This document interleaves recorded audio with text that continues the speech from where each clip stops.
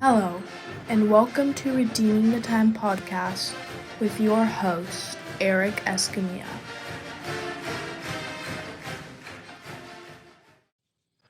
Okay. This is Eric with Redeeming the Time podcast, and I'm interviewing Shaun Cryts. Yes, sir. And this is our second attempt, and I think we're going to be all right because we got some backup today. Yes, sir. So, what we'll do is we'll kind of go back to the beginning. Shaun is sober, right? Yep.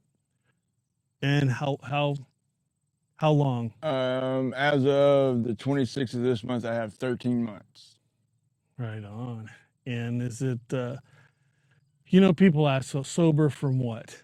Methamphetamine, alcohol, marijuana, cocaine, anything and everything that was out there, I was pretty much doing it. Kind of etc. Etc. Yeah. A little of everything, huh? Yeah. Hey, we didn't want to miss out. I didn't want to miss out on anything. Like, if it was there, I was doing it. And I thought I loved doing it when I was doing it. So. And when we talked last, I believe what we had talked about was when you had first picked up a cigarette. Yes. And you can go ahead. It was so 6? I think I was like between 8 and 9 when I very first picked up my first cigarette. My grandma used to hide her cigarettes in her coat pocket out in the garage. And I wanted to try it. Like, I wanted to fit in. When I went out and got it, like, she had a book of matches in her pocket, in her coat pocket, and I smoked a whole entire cigarette to myself out in the garage without anybody knowing, without anybody seeing me. But in all reality, I got caught that very same day by my grandmother. She came sneaking out into the garage when I was out there because she smelled smoke because I kind of left the door cracked. Mistake number one. Mistake number one. Yep. And right after that, my grandma got her pack of cigarettes, right? And she brought me inside and she's like, "You're going to smoke this entire pack of cigarettes." So I smoked the entire pack of cigarettes pretty much right in front of her, which it made me very, very sick. But I continued to do it from that day on. So the nauseous, puking, upset stomach didn't faze me. Didn't solve the problem. I wanted more. Like, I was addicted. I knew I was addicted then when I picked up that first cigarette. And of course, at 6, you didn't know. I didn't really know what that cigarette was going to do. It was maybe just seeing grandma or people in general doing it. I'm going to try it. Exactly. And I think that's where my addiction progressed. Because like I said, I wanted to fit in. I wanted to be a part of, if that makes sense. Sure does. And like when I was a kid, like I never really felt in. I always felt different from everybody else. I was always like an outcast, so I did whatever I could to fit in with all the other kids during my childhood, during my school years. And I never really felt like I fit in. And what's important about that, not to interrupt you, is for people out there, kids, what made you think or feel this outcast? Probably from I know it happened when I was at an early age. And I really don't know the extent of a lot of things, but like my biological mother and father got rid of me when I was 3 months old. So I really never felt loved or wanted or anything like that. When did you find that out? When did I find the parents? When I was probably 5, maybe, between ages of 4 and 5. Because I was living with my grandmother at that time. And she told me, I'm like, because I asked her, I'm like, where's mom and dad? Um, and she told me like they didn't want you, they didn't want to have you. Um, and I still really don't understand why, because like they kept my other family member or my other siblings, but they got rid of me. So there was almost kind of like a Abandonment issues. yes. Okay. All right. So then 6 cigarettes, grandma, you find this out at 5. Um Now you're 10. And I know we can't go through all the years, 5, you know what I mean? Yeah. But let's say you're 10 now. Do you still have those feelings, and what do you proceed to next? Yeah, I throughout my younger years, my childhood, all the way up until I'm 18, 19, 20 years old. But yeah, so at the age of 10, I still had the abandonment issues. I still had the trusting issues through with anybody. Mm-hmm. Um, and that's what made my disease of addiction progress. Because at age 10, I was still smoking cigarettes. Um, I picked up my first joint when I was 10 and a half years old with my step cousin, because I thought it was cool. I wanted to fit in. Um, Young age to start, huh? yeah, very young age. And of course, we And wish we could figure out at that age that abandonment issue, yes, because that could have also kind of solved and helped things. And the reason why I'm mentioning this stuff is because there's going to be people our age that may still not know, yeah, and they're still in addiction.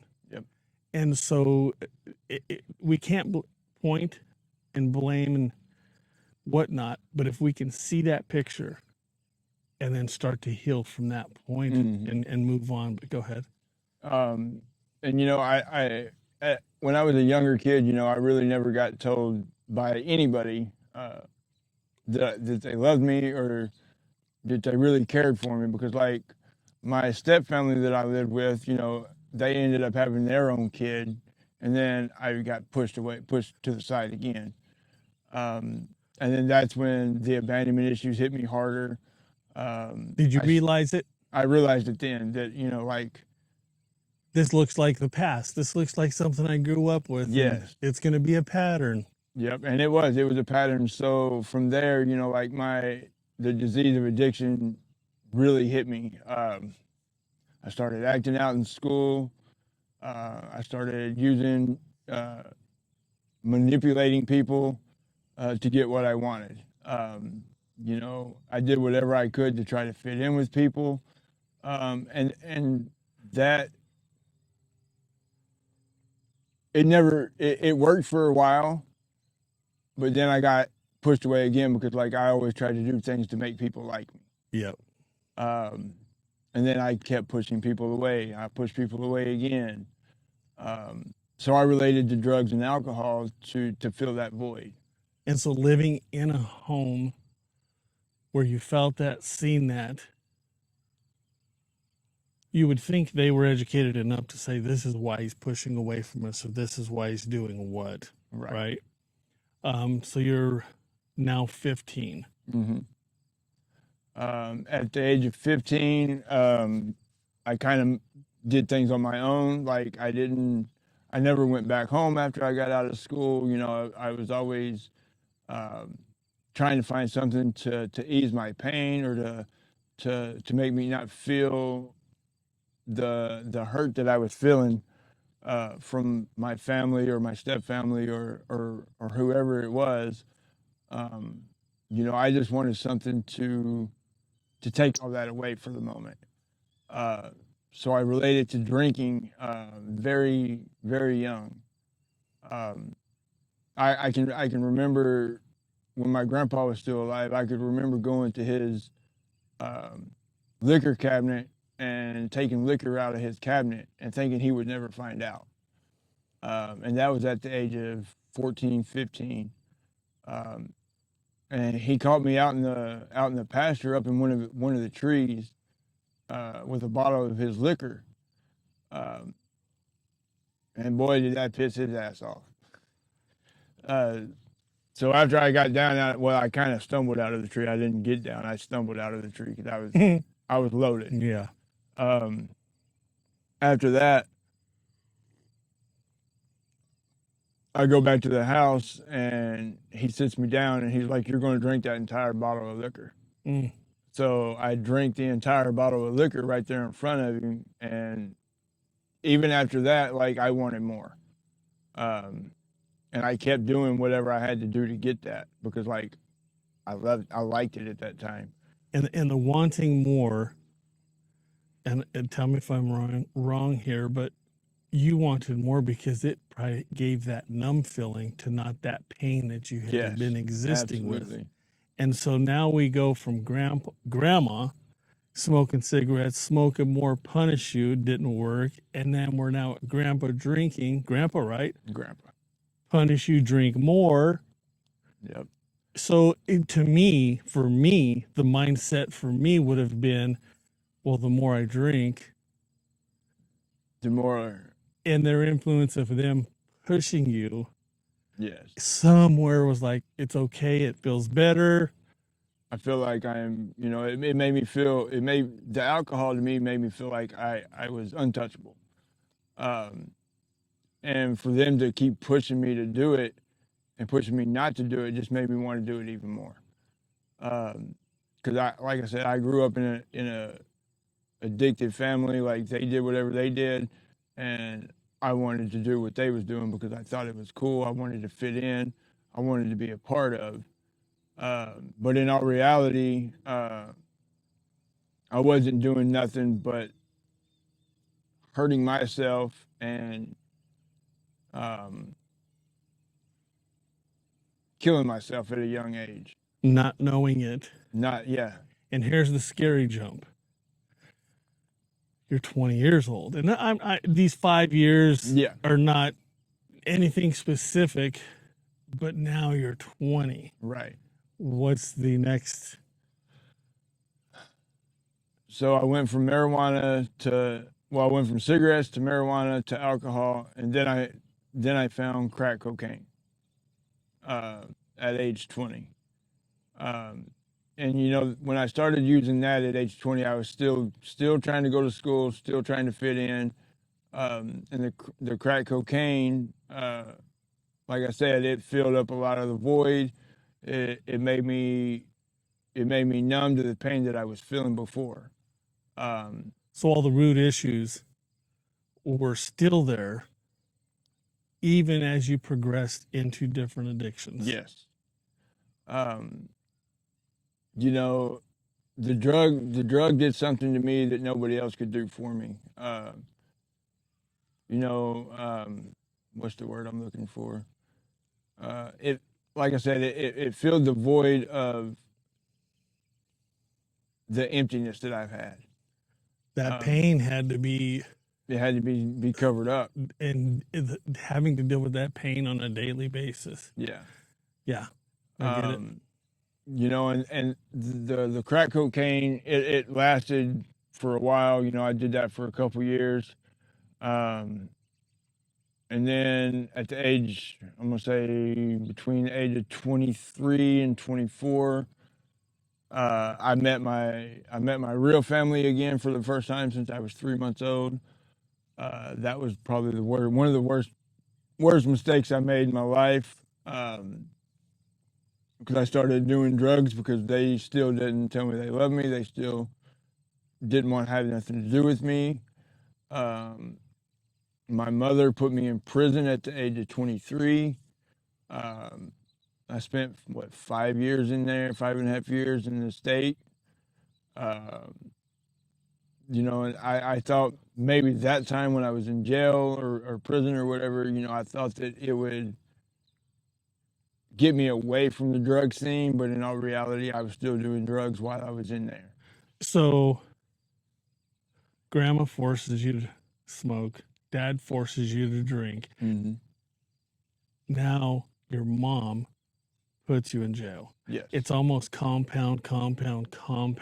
Yeah. Instead of, I'm not sure what the reverse of that would have been. Right. To where it would have gave you some more healing. Yeah. now you're sitting in jail. You get out of jail. Kind of where do you go from there? So I'm gonna go back.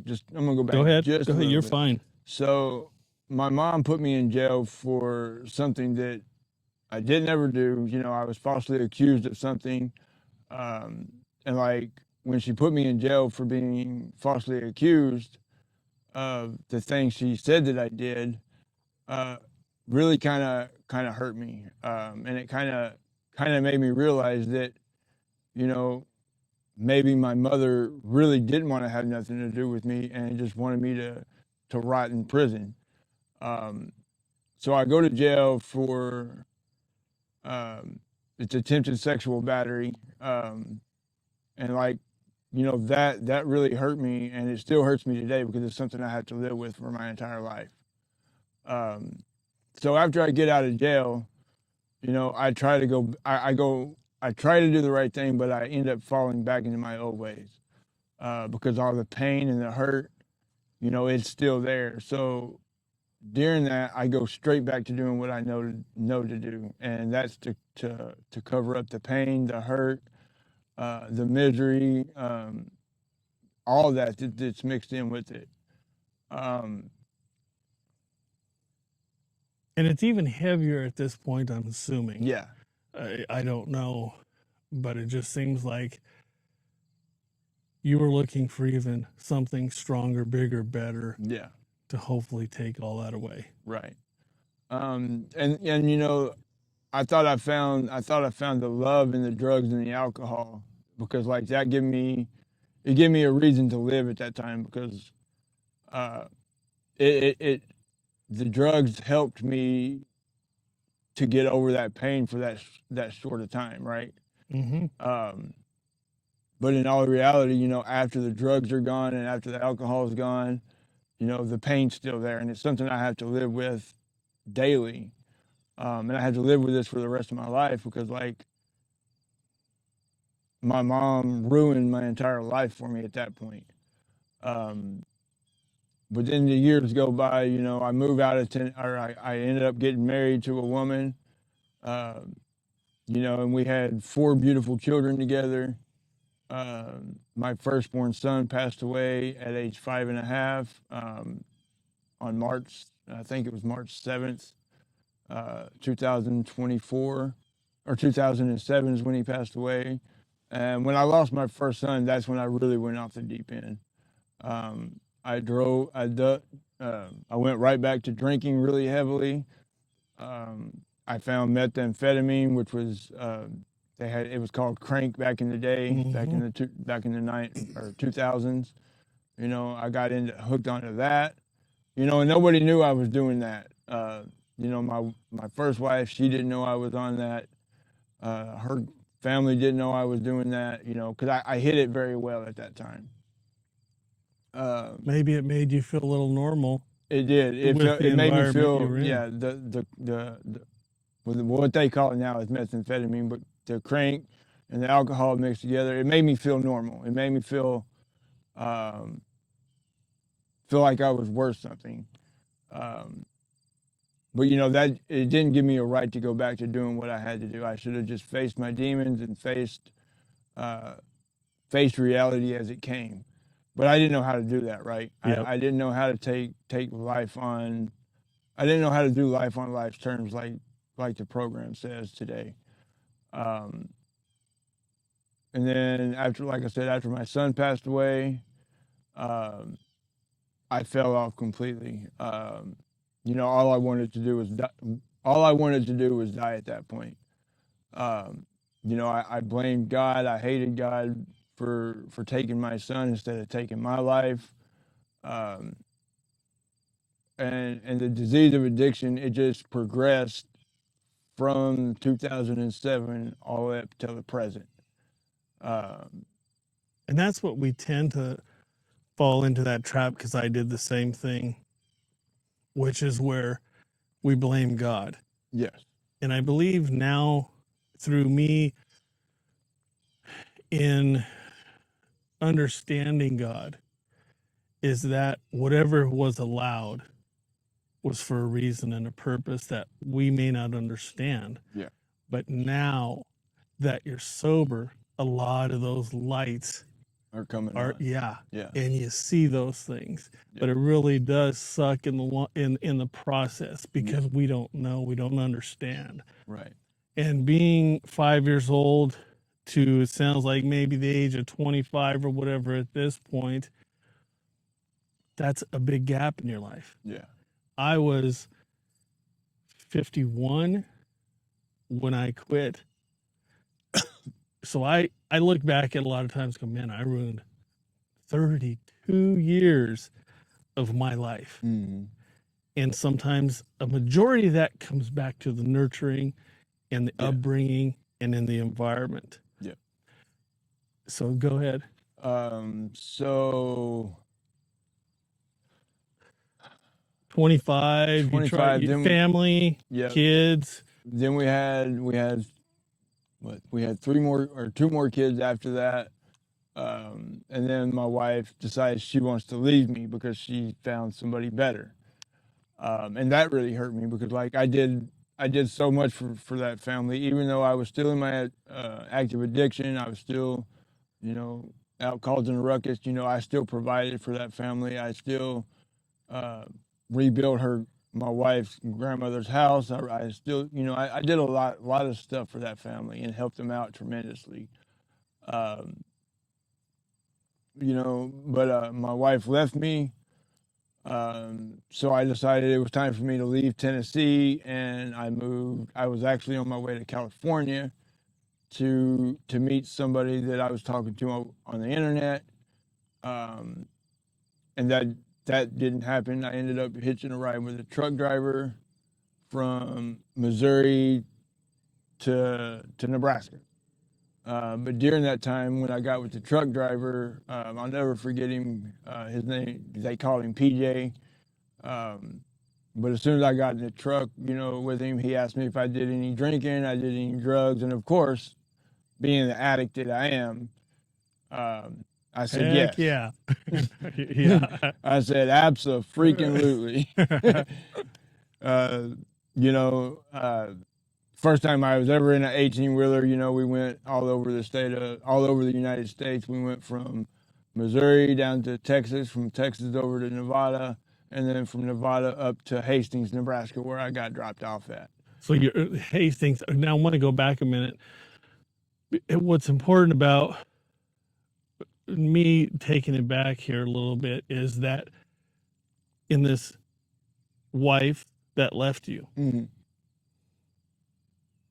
was there some feeling again of abandonment? Yeah.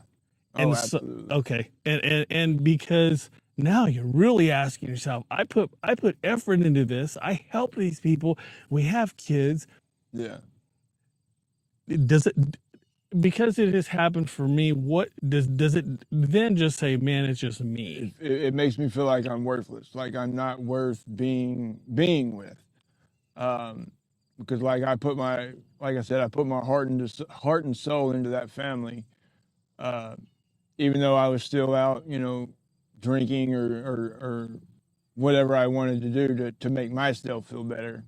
Because it all goes back to, like you said, the abandonment issues, the neglect, and the not being wanted.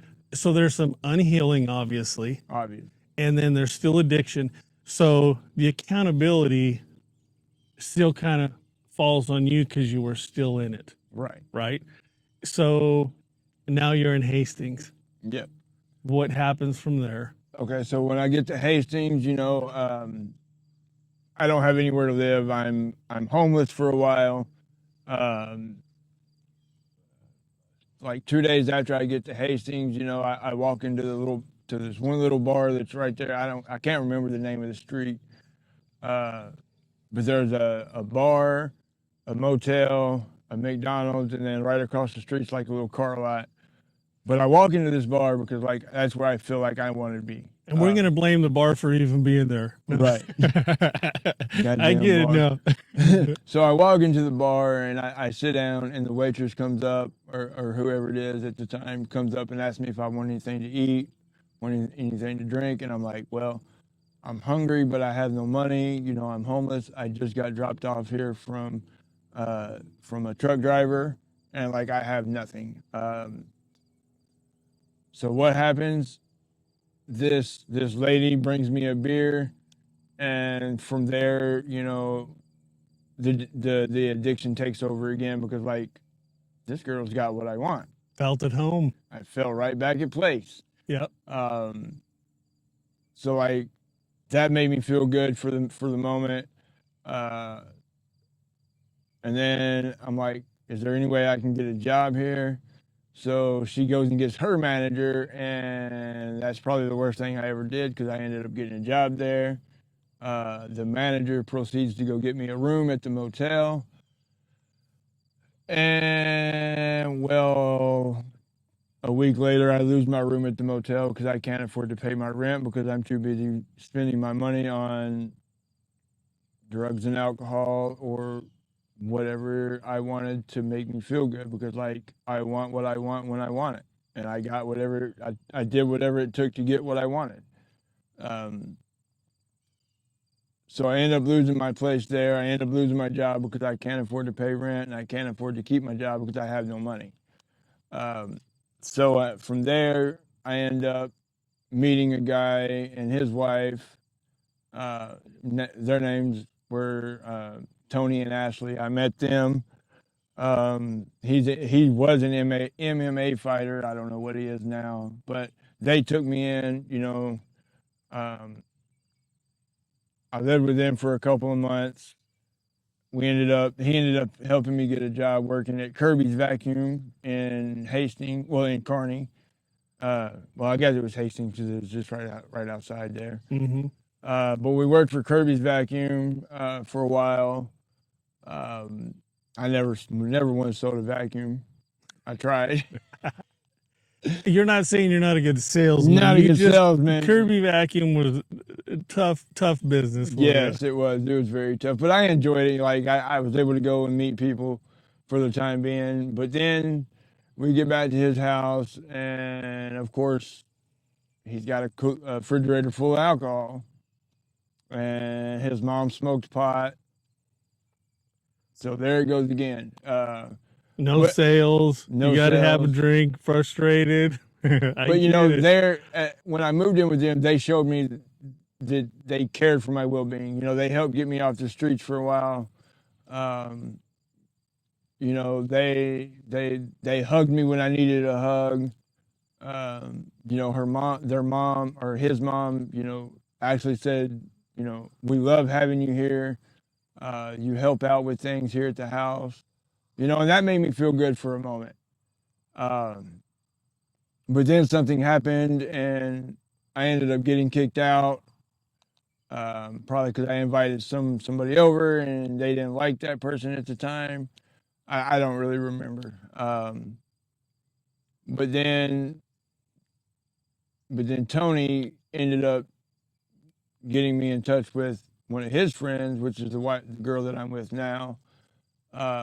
You know, and her name's Crystal. You know, she's been with me through thick and thin. You know, she's been there with me when I went back to prison, got out, went back to prison. You know, kind of a repeated cycle. It was that revolving door that they talk about. You know, once you get in, you can't get out. Once you get in, you know, it's that vicious cycle of repeating the same things, looking for different results. And I've met Crystal, and she's a very nice lady, and I heard she's a really good cook. Oh, absolutely. But you know, I never could get out of that vicious cycle because like I didn't want to at the time. You know, I kept doing the same thing because it's what I always knew how to do. You know, I ended up moving in with Crystal in Kozad, Nebraska. You know, and we had a house, we had a nice little apartment, we had everything going for us, and then I fell into the methamphetamine addiction really bad when I got to Kozad. How old were you? That time I was, I'm going to say probably 33. 33. And I don't, how old are you now? 43 now. Okay. So you're still 10 years from being sober per se, Yeah. and meth is Meth not was the first, but it's starting to kick in a little better. Yeah. Okay. So from there, I got really hooked on methamphetamine, and that was actually my drug of choice because I liked what it did to me. I liked the feeling it did when I very first got that very first high. I was an IV meth user. And ever since I did that the first time, I always went back chasing that first high. Some people may not know what meth IV user is. What is that? It's so it's with the needle. Okay. Like hospital IVs. IV, yeah, IV needle. Like, okay. So from there, that's when that addiction really progressed. Cause like, that made me feel like I was on top of the world, and I was untouchable. And I really did whatever I had to do to go and get that same high, which I never went back and actually got that same high because you never really never get that same high again. But I ended up getting in a lot of trouble in Cozad, so we ended up moving out of Cozad and moved to Lincoln, and which when we got to Lincoln, it was still there. I found it 3 days after we moved to Lincoln. Sometimes it finds you. But yeah, I think I'm pretty sure it found me because I didn't know anybody here, and then I met somebody, and they're like, "Hey, you want to do this?" So I'm like, "Sure." Then I ended up getting in a crap ton of trouble here in Lincoln, so we moved back to Cozad because I thought I could get away from it, which was another bad mistake. Lived there for a couple more months. Then we moved up to Hastings after I got out of prison. So when we went back to Lincoln, I ended up getting sent back to prison because I caught another case. I caught another possession charge, and I skipped out on my probation, which was probably the dumbest thing I could have ever done because I was only a couple months off of probation. So I ended up getting sent back to prison to finish out my time. So I get out and we moved up to Hastings into a little 1-bedroom apartment, which we loved. And then something happened there, so we ended up moving back into Cozad for a couple months. And then something told us to move to Lincoln. So we moved back up here to Lincoln. I know it's a lot of going back and forth, but I thought I could find an easier way out, and I never could. Up until, that kept going on for, I don't know, 5 or 6 years. I was 35, so yeah, about 6 years, 6, 7 years. Kept doing that same vicious cycle. And at this time, I just wanted to quit. I wanted something different. So at the age of 42, we were living in a motel here in Lincoln, and that's when I really fell off when my best friend got killed on his motorcycle. His name was Michael. When he died, he before he died, he's what helped get me clean for the couple years that I was clean. From I'm thinking.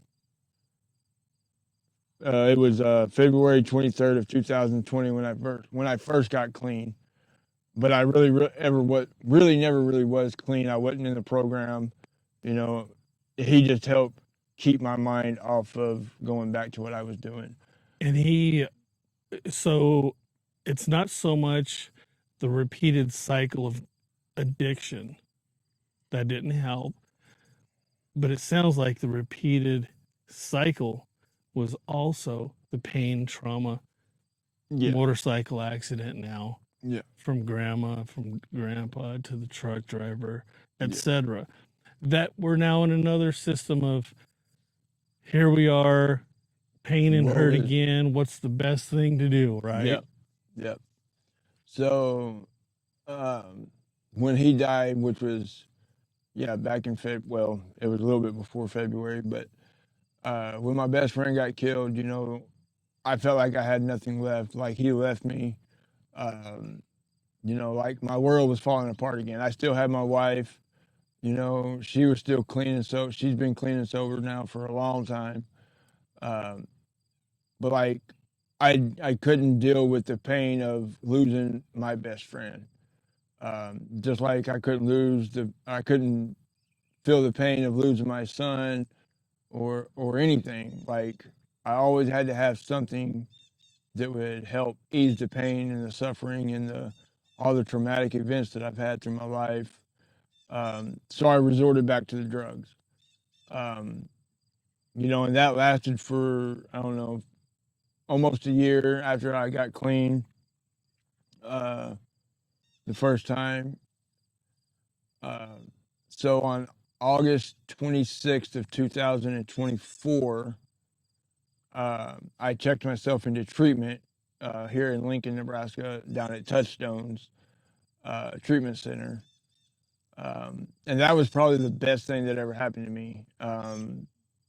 You know, uh, Even though I tried to leave 3 or 4 different times, the staff there always came and sat down with me and talked with me and talked me out of leaving because they showed me that they cared. They sat there with me until I got out of my head. And they always told me that they seen something in me that nobody else has ever seen before. Um, and they always reminded me that whatever happened in the past does not define who you are today. Exactly. And that right there is what stuck with me, because the past doesn't define who I am, regardless of the situation of me going to prison uh, for the thing that I got accused of, or any other reason why I went to prison. That is not who I am today. I agree with you. And I think so. We're looking at, man, 30 years Yeah. at least of this addiction. Yes. And the story is going to help so many people. But now you've been sober how long? 13 months. 13 months. Let's kind of, I know there's more to your story, Yeah. and we want to have you back on the podcast. But let's work a little bit on what we'll say is more the positive side Yeah. of that 13 months. Okay. How's it been? Oh, so the 13 months that I've been clean and sober now, it's been a struggle. I'm not gonna lie. But like during this time, like I've had so many positive things happen in my life since I've gotten clean and sober. I've had this job now at U Stop for over a year, and I started out at U Stop as just a regular CSA cashier. I did that for a couple months. Then I moved up in the position to a lead team member, which with that, I work at all the U stops all over town. I work nights, and working the night shift, it's been a struggle because there's people that come in there that still try to tempt me into going back to my old ways, but like I have the tools and the knowledge now to tell those people like, no, I'm in recovery. Yep. Good Um, for you. and being there at the U Stop, it's helped me to become a better me. It's uncomfortable at times, but like I know what I have to do to not go back to doing what I was doing. And I'm guessing here that by the type of person you are, that if there's a given opportunity for you to share something that is on the positive or about your recovery, you're probably willing to do that. Yeah. Oh yeah. I share my recovery pretty bluntly with a lot of people because like today, like I know I have a purpose. I know I have a reason to live, and I know that my positivity reaches other people as well. And with that being said, um, like I've grown so much in the past 13 months that, you know, the law enforcement here in Lincoln, Nebraska, they can see it. Um, a lot of people that I didn't think liked me actually like me for who I am now. And they don't judge me for the things that I've done or for the things that I've been accused of, or they don't look down on me anymore. There's something about authenticity, honesty, And open-mindedness. and it's good to hear that the surroundings and people, and that I would assume also helps you in your recovery, getting positive feedback. Yeah, it does. It's no longer pushing you down like your past, but it's now building me up to be the best version of me that I can be. Um, you know, I have law enforcement officers that come in just to make sure that I'm okay and that I'm still doing well in my recovery, and like they never done that before. And they can see a big change in me. Just like my probation officer got me a cake the other day for my 1 year. You know, I never thought that was going to happen. yeah. And she tells me every day like how proud she is of me, um, and like she can see that this is doing very well for me. Hearing it in a positive perspective from people who care will build you up more than your past and what's Yeah, kind of happened. You know, isn't that absolutely. I just find that interesting. In fact, sometimes I'm shocked when people ask me, because not many people ask me, which is really strange. Yeah. You know, but in note of that, how has NAAA, how have these groups helped you on your daily recovery? NA has helped me to be more open and honest about what's going on with inside me, and it's gotten me out of my comfort zone because they teach you in treatment being uncomfortable is a part of being in recovery. Um, so when I get uncomfortable, um, it helps me bring out the good in me, I guess. Mm-hmm. And it helps me to realize that if I get this out, maybe whatever I'm getting out will help the next person. Definitely. Um, Also, I've got a lot of support in the NA community. Just like like 2 weeks ago, I went to a boys to men camp out, and I never really thought I'd be welcomed there. Uh, but like they show you a lot of love and compassion, um, fellowship. You know, we talked about a lot of things. You know, I got out of my head there, and they make you feel like you're wanted. Um, just like with the AA community, you know, they do the same thing. When they tell you to keep coming back, that means keep coming back because the miracles happen. Um, and today I can actually say that I am a miracle of the program because, like, none of this would be happening if I was still in active addiction. And You know, I would, sometimes our closest to us, the ones that hurt us the most, don't have to be the ones that support us and keep us going every day. Is yeah, kind of what I'm hearing. yeah. And like, you know, I have people, you know, a lot of people tell me, you know, they love the fact that I'm doing what I have to do to remain clean, sober, and on the right track. Um, and growing up, you know, nobody ever told me that. Yeah. Um, so today I'm full of love. I'm full of compassion. Um, you know, I have a lot going for me, and I never want to look back on the person that I used to be. Um, and I wouldn't be here today if the staff at Touchstones didn't push me into becoming who I am. And that's awesome. I've heard a lot of good things about them. So the treatment has definitely changed you, helped you, gave you knowledge. And NA and AA sounds like have been your best friend and friends in supporting you through this process. So at this point in your life, and we'll have you, like I said, back on the podcast because I know there's some other things you want to share. Mm-hmm. But what today and moving forward, do you have any kind of set goals at what you would like to do with your sobriety or just live a better life? I mean, I don't know. Yeah, I'm always looking to live a better life than I was before. But I have a goal to.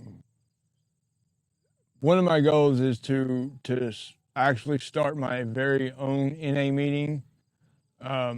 Also, I would like to take NA into uh, some of the assisted living places that are around town, and help spread the message of hope to the other suffering addicts.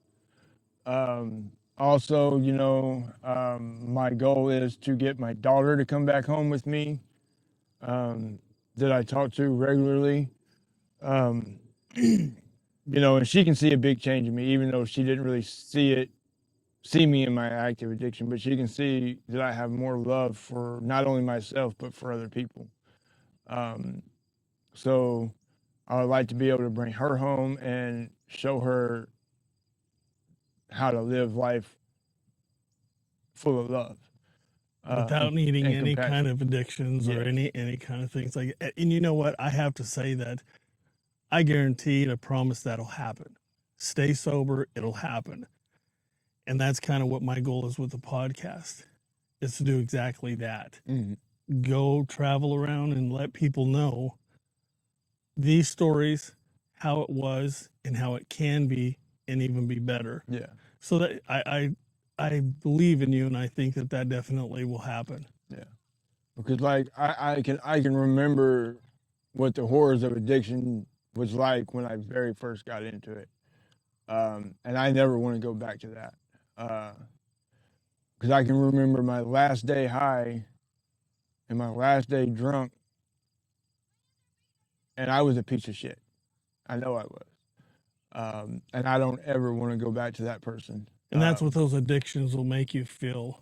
I mean, obviously, obviously I don't think that you were. It's what the addictions did to you me. to make you. Yeah, because now look at you, and this is more the real you, the authentic you. Yeah.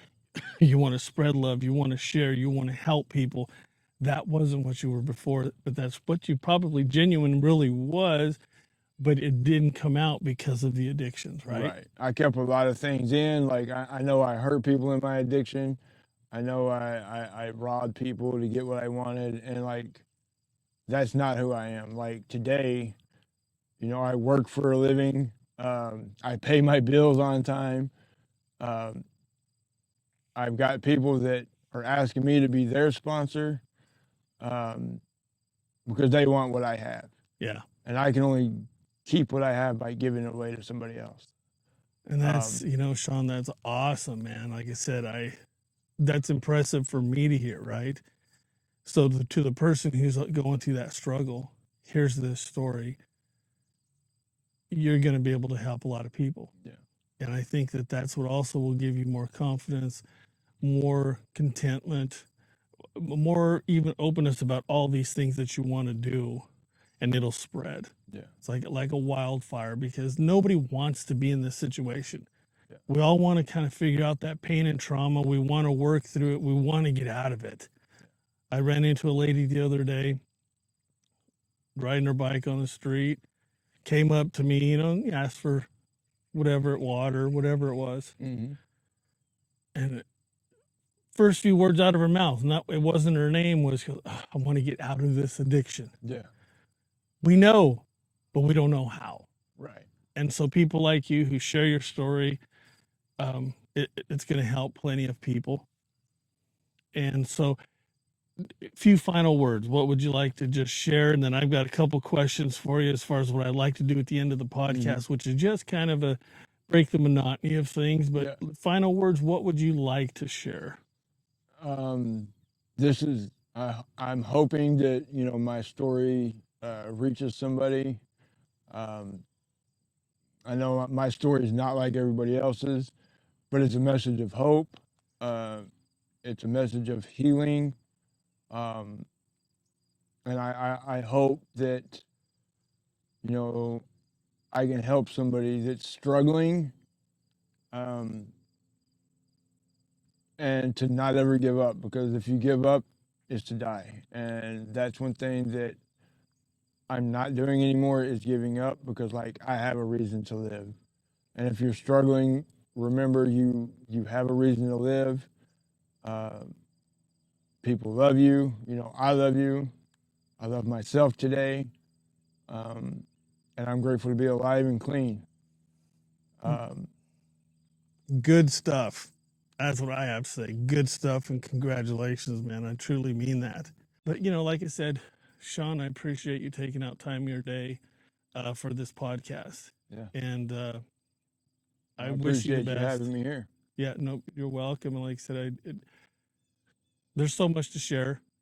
We definitely will have you back on, because, like I said, 1 year is powerful. That's excellent.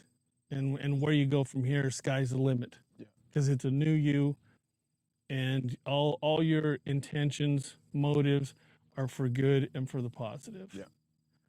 So, yep, I appreciate you having you on, sir. I appreciate you having me.